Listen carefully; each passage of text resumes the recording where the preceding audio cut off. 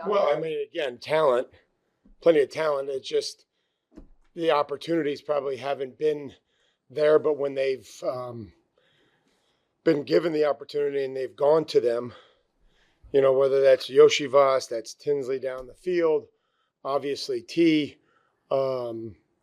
deep threat, took a slant to the house against Pittsburgh, tight window, split the safeties. So I don't think that they lack in talent. I think it's just been opportunity. So again, we'll have to do a great job, trying to defend them, whether that be Brown or Higgins or anybody else. It's just it's a big challenge offensively. Mike, question from Karen for you. Okay. Cole, I'm good, thanks for asking. Since you became a head coach, how, if at all, have you changed how you manage your individual relationships with players over the years?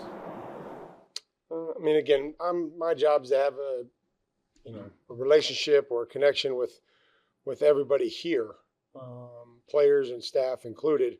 Some of those relationships are stronger than others. That's kind of the nature of this.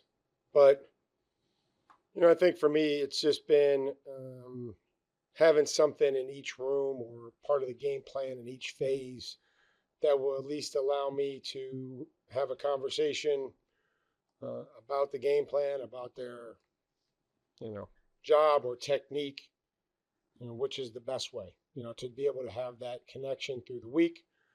And then again, just try to be as genuine as I possibly can. Like, was that something that you needed, wanted, got when you were a player, and it's something you felt like was important to you? I don't know if it was that needed. I mean, it was just kind of different.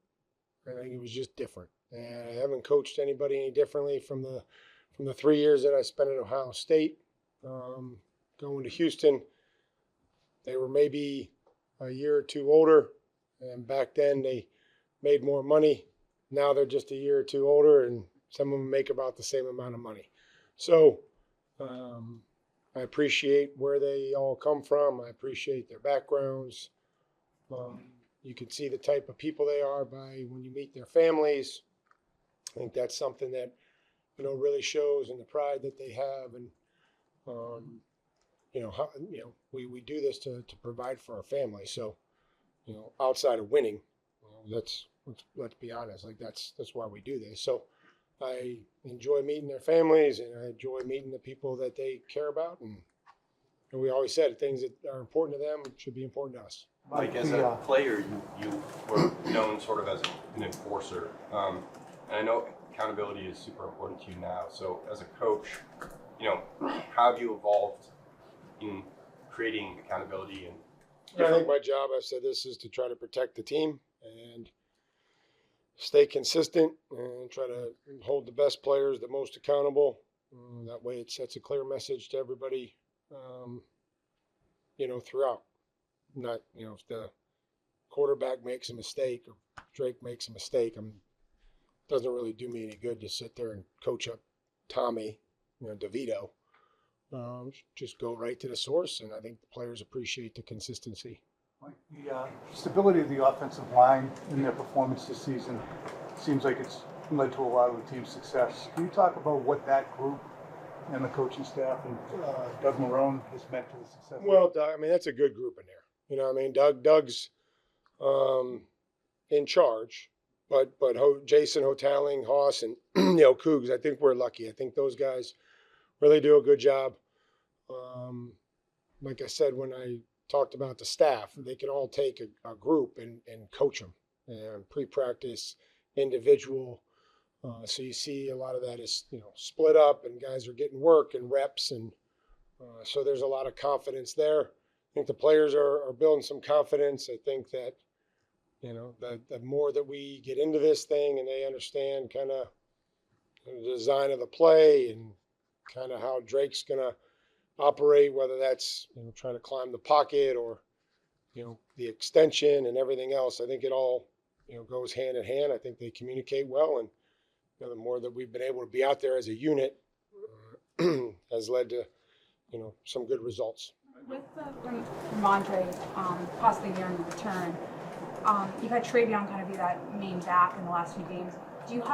Is there a plan kind of to have a better balance between the two of them when they're both ready to play or when Ramondre's healthy? I think we'll probably have to have that conversation, when it's, certain that we're going to have Ramondre. He's going to work through practice today, and, we'll see where things go. Travion's helped us. Ramondre's helped us. Terrell's helped us.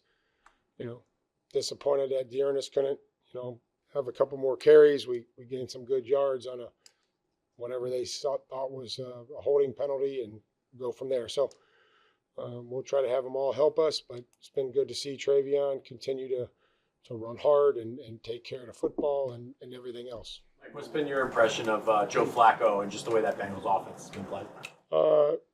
Efficient, on time, a lot of, again, you're not going to trick them.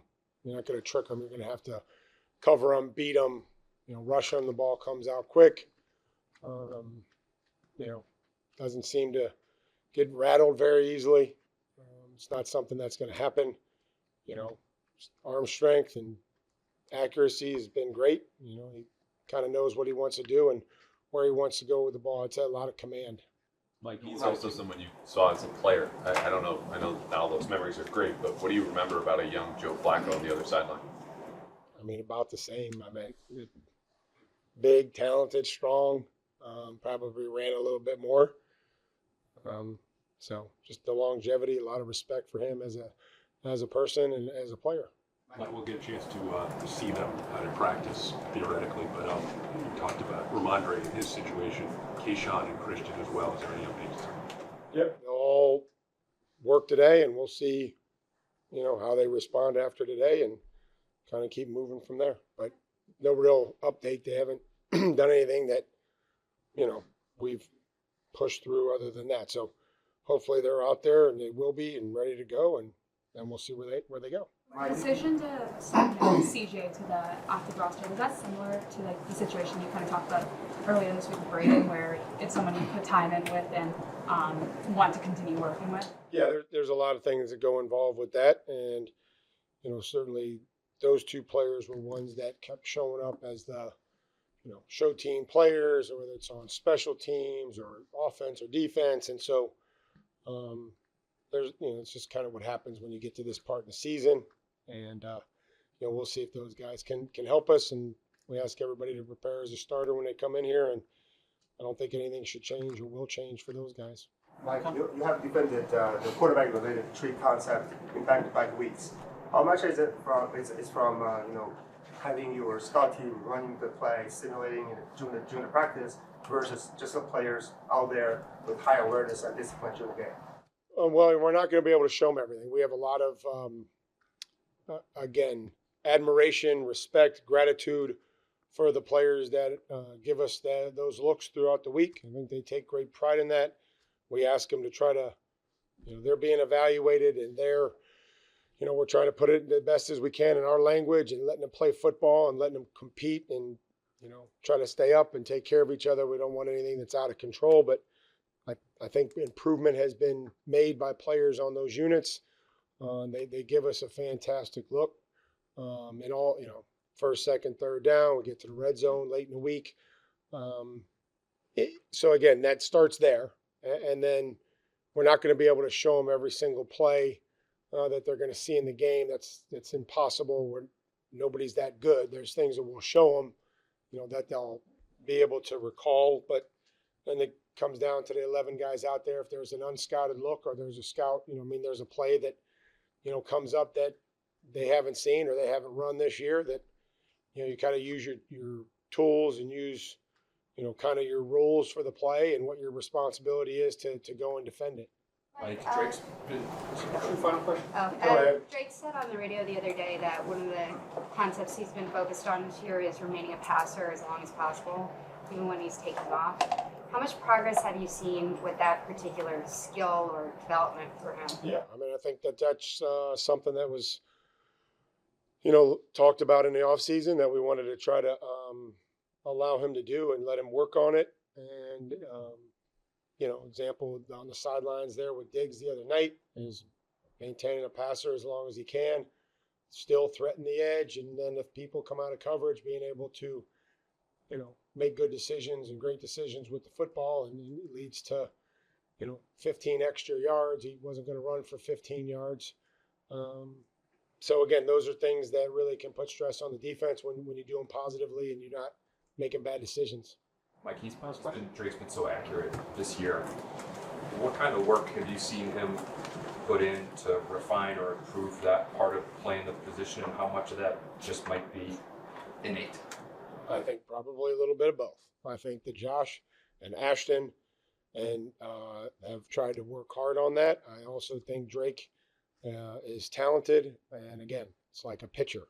I mean, I don't know if there was a pitching coach that was really taught Greg Maddox how to paint the plate and put the ball wherever he wanted it. So I think there's some natural skill there, but then I think that they work on those things, and they work on platform and throwing off at different places and still remaining accurate and climbing a pocket and working with a base and all those things. And then, there's other times where it's just natural athletic ability and hand-eye coordination and putting the ball in good spots. Thank you.